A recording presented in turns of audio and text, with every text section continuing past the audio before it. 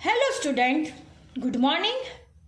आज हम स्टैटिस्टिक में last chapter geometric progression chapter number 9 geometric progression की शुरुआत करने वाले हैं। सबसे पहले हम ज्योमेट्रिक प्रोग्रेशन का मीनिंग के बारे में समझेंगे। सो let us start our video. A sequence is an ordered arrangement of numbers according to some definite rule. There are different types of sequences. We have already learnt the arithmetic progression. A sequence in which the difference between any two consecutive terms is an non-zero constant is called arithmetic progression. So what is the meaning of arithmetic progression?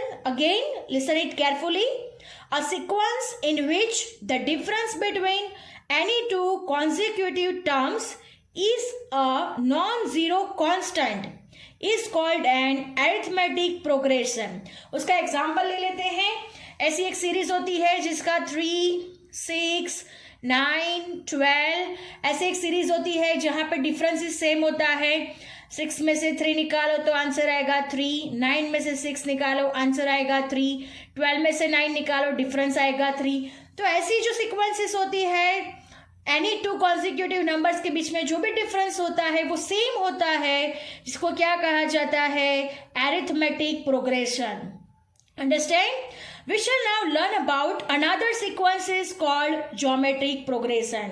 हमें अब किसके बारे में सीखना है? Geometric progression के बारे में सीखना है। So let us start.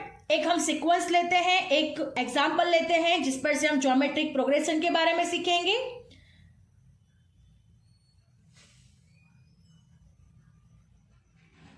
So let us take one example. तो सबसे पहले हम लेते हैं, let us take a sequence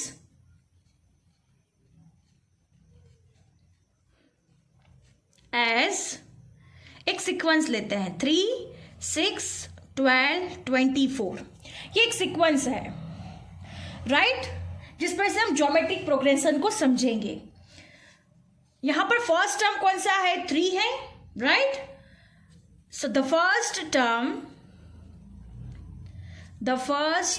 term of sequence is 3, right? ये एग्जाम्पल में फर्स्ट टर्म हमारा कौन सा है? 3 है। If the first term 3 is multiplied by 2। अगर हम 3 को 2 से मल्टीप्लीकेशन करेंगे तो 3 2 जा 6 मिलेगा, जो कि हमारा नेक्स्ट नंबर है, सेकंड वाला नंबर है। Understand? If the first term 3 is multiplied by 2, we get the number 3 into 2 is equal to 6 आएगा, right? Which is second term of this equation, जो हमारा सेकंड टर्म है। तो यहां पे लिखते हैं which is second term of the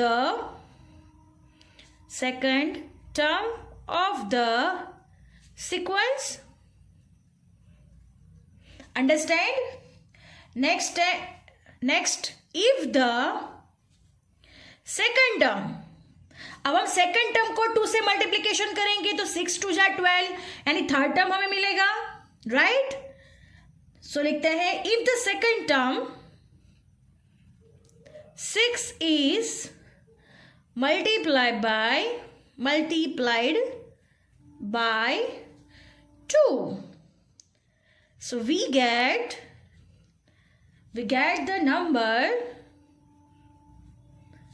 6 into 2 is equal to 12, जो कि हमारा थर्ड टर्म है। अंडरस्टैंड? 3 2 जा 6, 6 2 जा 12, विच इज द 12 जो कि हमारा थर्ड टर्म है, which is the third term of the sequence. Understand? In other words, the following ratios of the consecutive terms of the sequence remain constant. यानी इन sequence का जो रेशियो है वो कांस्टेंट है. कैसे? तो हम उसको चेक करते हैं. अगर हमें इसका रेशियो फाइंड करना है तो कैसे फाइंड करेंगे student? Second term divide by first term. Second term है हमारे पास 6 डिवाइड बाय फर्स्ट टर्म, यानी रेशियो आएगा 2. Next third term divide by second term. Third term है हमारे पास 12 और सेकेंड टर्म है हमारे पास 6. Right, according to the sequence 6 2s are 12. यहां पर भी रेशियो आएगा 2. अंडरस्टैंड? देन नेक्स्ट है fourth term divide by third term. Fourth term है हमारे पास 24 डिवाइड बाय थर्ड टर्म है हमारे पास 12. 12 2s are 24. तो यहां पे भी रेशियो आ रहा है 2. और आगे जैसे जैसे सीक्वेंसेस होगी उसके भी रेशियो कितने होंगे? 2 के होंगे. Understand? Now moving to the next example. अब एक और एग्जांपल लेते हैं. Consider another sequence is equal to 4 minus 12 36 minus 108. ये हमने नेक्स्ट एग्जांपल लिया है. Consider another sequence 4 minus 12 36 minus 108. Students यहाँ पे फर्स्ट टर्म कौन सा है? 4 है. तो हम आगे जैसे सॉल्व किया था वैसे ही यहाँ पे भी सॉल्यूशन करेंगे. सो look at here students, the first term of the sequence is 4. First term क्या है? यहाँ पर 4 है. If the first term 4 is multiplied by -12 आ रहा है तो यहाँ पे मल्टीप्लाई बाय -3 करना होगा, जिस वजह से हमें 4 इंटू -3 करेंगे तो -12 आएगा. राइट, तो 4 इंटू -3 तो हमें कितना आंसर मिलेगा? -12. अंडरस्टैंड? तो हमें क्या आंसर मिल रहा है? We get 4 into -3 is equal to -12. Understand? Which is, जो कि हमारा सेकंड टर्म है, which is the second term.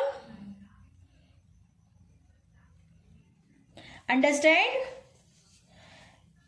Next, if the second term, अब सेकंड टर्म को मल्टीप्लीकेशन करेंगे. If the second term -12 is multiplied by again -3, right? We get the number -12 into -3 is equal to, यहाँ पे -12 है into -3 is equal to minus minus plus हो जाएगा. 12 into 3 36 answer आएगा, जो कि हमारा third term of the sequence है. सो आंसर आएगा -12 इंटू -3 इज इक्वल टू 36, जो कि हमारा थर्ड टर्म है. तो यहां पे लिखते हैं विच is the third term of the sequence.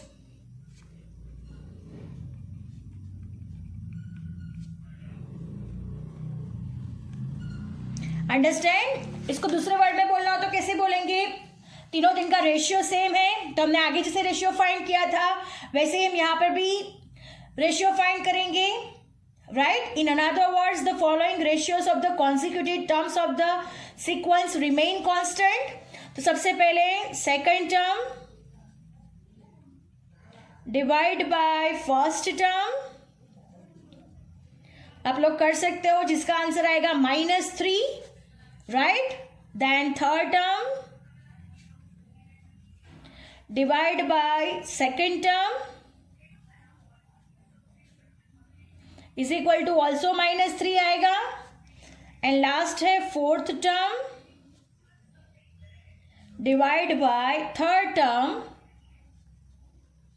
जिसका भी आंसर आएगा हमारे पास -3. Right? In each of the above sequence, it can be seen that for any n is greater than or equal to 1, the ratio of the n plus 1th term to the nth term of the sequence is non-zero and constant. Right? Non-zero है और constant ही ratio रहता है. Such a sequence is called geometric progression. ये sequence को क्या कहा जाएगा? Geometric progression. Again, listen it carefully. It can be seen that for any n is greater than 1, the ratio of n plus 1th term to the nth term of the sequence is non-zero, constant. Such a sequence is called geometric progression. Understand? Now let us understand few practical examples of geometric progression. Now look at here, taking a one example.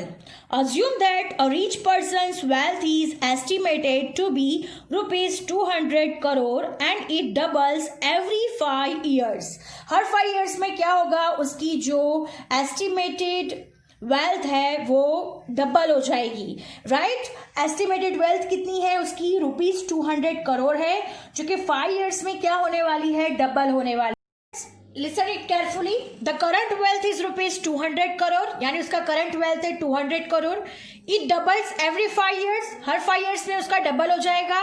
So the wealth after 5 years will be 200 into 2 is equal to 400 crore rupees. यानी 5 years के बाद उसकी wealth कितनी हो जाएगी? 400 crore rupees हो जाएगी. Now it again doubles at the end of the next 5 years. वो 400 होने के बाद अगले 5 years में भी डबल हो जाएगी. So the wealth becomes 400 into 2 is equal to 800 crore rupees. Thus his wealth respectively will be 200, 400, 800 crore, which is the geometric progression with ratio 2. Student यहाँ पे geometric progression में हमें क्या फाइंड करना है? तो रेशियो फाइंड करना है. अंडरस्टैंड? यहाँ पे क्या है? सेम रेशियो में इसका जो वेल्थ है वो क्या है? बढ़ रहा है. 5 years के बाद सेम वे में वेल्थ क्या होगा? बढ़ेगा. पहले ईयर में 200 था, नेक्स्ट 5 years में 400, देन नेक्स्ट 5 years में 800 करोड़. इस तरह से एक सीरीज बनेगी. Understand? Now moving to the next topic. Next topic geometric progression का डेफिनेशन देख लेते हैं. If a and r non zero real numbers, the sequence whose nth term is Tn is equal to a into r n minus n for an integer n is greater than or equal to 1 is called geometric progression, where a is equal to first term and r is equal to common ratio. Students, अब हम sums जब count करेंगे exercise के, तब हमें ये formula का use होगा. हमें ये फॉर्मूला याद रखना है. कैसे इसे अप्लाई करना है? तो जब हम स्टार्ट करेंगे सॉल्यूशन तब अच्छे से सीखेंगे. Understand? Again, if a and r non zero real numbers, the sequence whose nth term is Tn is equal to a into r n minus 1 for an integer n is greater than or equal to 1 is called geometric progression, where a is equal to first term and r is equal to common ratio. Next है general form of geometric progression. Next is general form of geometric progression. The general form of geometric progression whose first term is equal to a and the common ratio is equal to r is a comma ar comma ar square, in which nth term Tn is equal to a into r n minus 1 is called the general term of the geometric progression. Understand? ये एक series है जिसमें अगर हमें Tn का जो nth term find करना है तो हम लोग क्या करेंगे? कौन सा फॉर्मूला यूज करेंगे?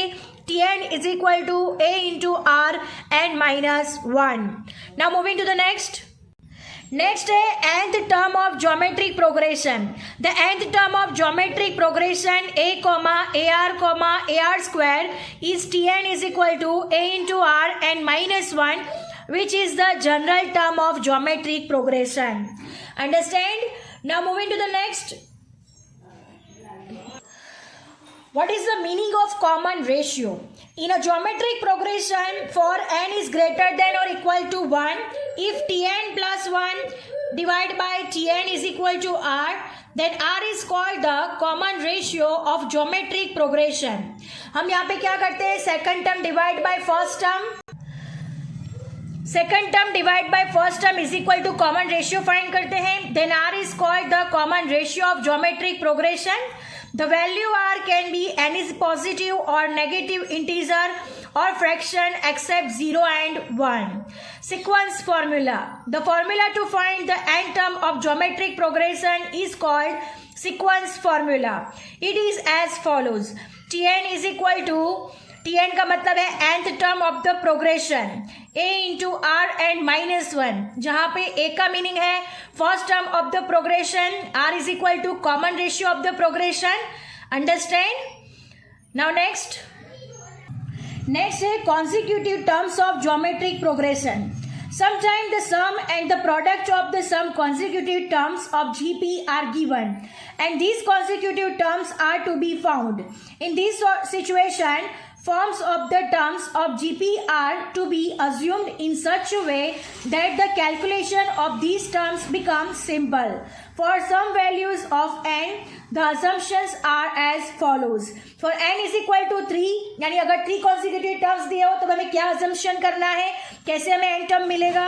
तो n is equal to 3, terms are a by r, a r.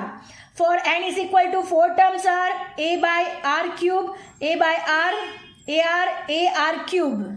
Then the last, for n is equal to 5, terms are a upon r square, a by r, a r and a r square. तो ये हमें assumption है जब भी हमें consecutive terms of GP find करना हो. अगर हमें कोई वैल्यूज नहीं दिए गए हो तब हमें क्या करना है? तो n इज इक्वल टू, अगर 3 से हमें आस्क किया गया हो तो हमें इन तीनों डिजिट को सिलेक्ट करना है. अगर n इज इक्वल टू 4 दिया गया हो तब इन चारों को हमें कंसीडर करना है, और n इज इक्वल टू 5 दिया गया हो तब हम इसे कंसीडर करेंगे. अंडरस्टैंड? तो ये सब हो गया हमारा डिस्कशन अबाउट ज्योमेट्रिक प्रोग्रेशन. अब हम क्या करेंगे? तो एक्सरसाइज का सेक्शन बी की शुरुआत करने वाले हैं, जिसमें हम सारे के सारे सम्स ही काउंट करेंगे. So let us start our solution. Exercise section B. Section B, exercise 9, section B, question number 2. Find the common ratio of geometric progression of the GP 0.1, 0.01, 0.001. Students हमें यहाँ पे क्या फाइंड करना है? कॉमन रेशियो फाइंड करना है.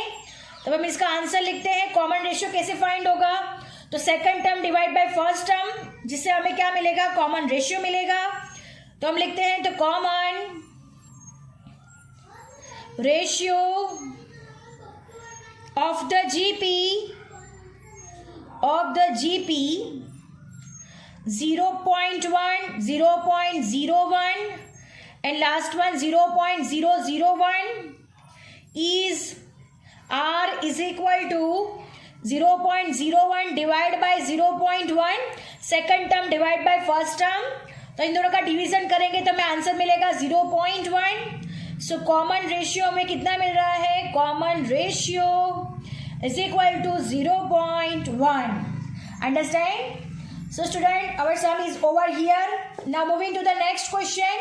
Question number 3. Question number 3 है find the sum of 20 terms of the GP of the geometric progression 7, 7, 7.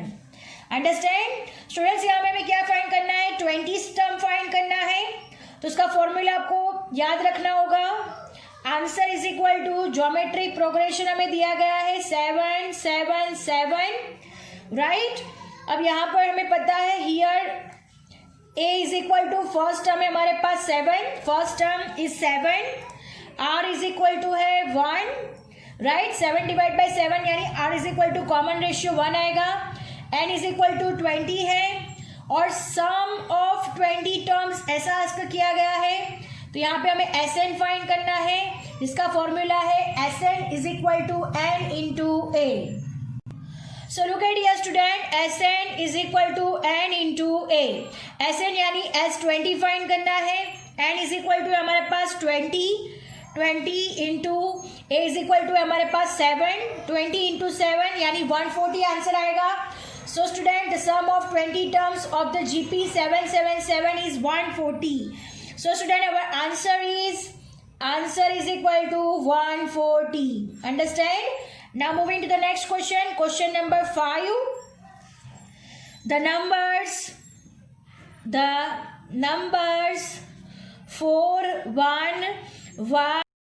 The number 4, 1, y are in GP. Find the value of y। Students हमें y का value यहाँ पे find करना है। तो सबसे पहले लिखते हैं आंसर्स। नंबर्स दिए गए हैं 4, 1, y are in GP, right. अब हमें इसका वैल्यू फाइंड करना है y का। तो हमें रेशियो फाइंड करने के लिए second term divide first term बराबर second term divide by first term करना होता है। तो 1 अपर साइड आएगा, 4 डाउन साइड आएगा। अगर नेक्स्ट फाइंड करना है तो third term divide by second term यानी third term divide by second term, ऐसे हो जाएगा। अब हम क्या करेंगे यहाँ पर, लुक एट हियर, 4 डिवीजन में है, अपर साइड जाएगा तो मल्टीप्लीकेशन, और 1 इधर डिवीजन में है, इधर ऊपर साइड जाएगा तो मल्टीप्लीकेशन, यानी 1 इंटू 1 इंटू 4y ऐसे हो जाएगा, यानी 1 इज इक्वल टू 4y हो जाएगा। अब y का वैल्यू फाइंड करना है तो y is equal to 4 multiplication में है, 1 के डाउन साइड जाएगा, यानी y is equal to answer आएगा 1/4। अंडरस्टैंड? तो y का वैल्यू हमारे पास कितना हो गया, 1/4। Now moving to the last sum of section B. Last है, नेक्स्ट क्वेश्चन है, for a GP if S7 is equal to 15 and S6 is equal to 11 then find the 7th term of GP. Students यहाँ पे हमें 7th term find करना है। So let us start. सबसे पहले हम क्या करेंगे, तो यहाँ पे लिखते हैं जो क्वेश्चन में दिया गया है, answer is equal to S7 is equal to 15 दिया गया है और S6 इज इक्वल टू 11 दिया गया है। नाउ हम ये फॉर्मूला का यूज करेंगे। Look at here student carefully, Tn+1 is equal to Sn+1 minus Sn, ये फॉर्मूला का यूज होगा। और यहाँ पर हम we have to find 7th term find करनी है, 7th टर्म, बिकॉज क्वेश्चन में 7th टर्म फाइंड करने के लिए कहा गया है। We have to find 7th term, therefore put n is equal to 6। n is equal to कितना लेंगे हम लोग, 6 अज्यूम करेंगे। So student look at here, n is equal to 6 लेंगे तो 6 + 1 7 हो जाएगा, यानी T7 हो जाएगा, इज इक्वल टू Sn+1 है तो 6 + 1 यानी यहाँ पे हो जाएगा S7 और Sn है तो 6 n की जगह पर रखेंगे तो S6 हो जाएगा, is equal to T7 is equal to S7 है हमारे पास 15 माइनस S6 है हमारे पास 11। So answer T7 is equal to answer आएगा हमारे पास 4। अंडरस्टैंड? तो 7th टर्म का आंसर कितना आ रहा है हमारे पास 4। Understand? So student, our sum is over here and lecture is also over here. I hope you understand it very well. Thank you students.